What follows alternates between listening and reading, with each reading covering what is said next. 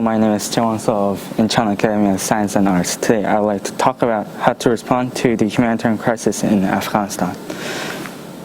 First, I would like to give you some background information of the humanitarian crisis.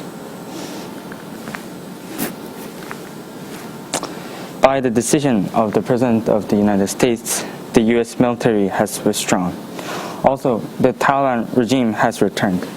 Thus, the Islamic extremist policies of Taliban regime are being implemented. Thus, many humanitarian crises are happening in Afghanistan.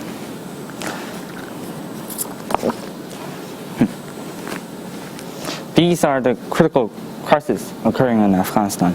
First, girls are not allowed to be educated.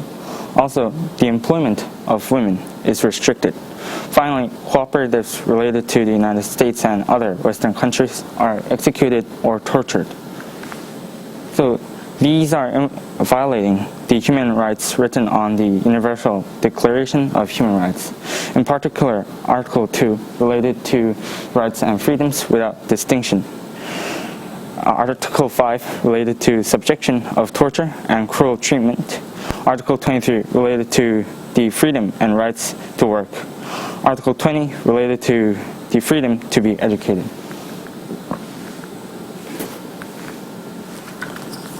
So how can you respond to the humanitarian crisis in Afghanistan? So I'd like to introduce three bold ideas. First, protect the cooperatives. Nations should protect the cooperatives to the United States and the Western countries. Countries must support and help cooperatives to escape in a safe and stable condition. Second, support the refugees. The international society should provide appropriate support for the refugees. Through those actions, refugees can be protected from many crises. Through the United Nations organizations, programs or funds like UNHCR or UNICEF, we could easily approach and support the refugees. Finally, protect the women. Due to the Islamic extremist policies of the Taliban regime, women in Afghanistan are in desperate conditions where they can't work in proper place or cannot get any education.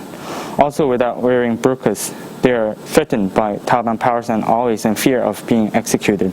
Therefore, the international society and the United Nations should respond to the Afghanistan government to change women's policies. Of course, through that process, there should be consideration of the domestic situations of Afghanistan. These are the pictures I used, and thank you for listening.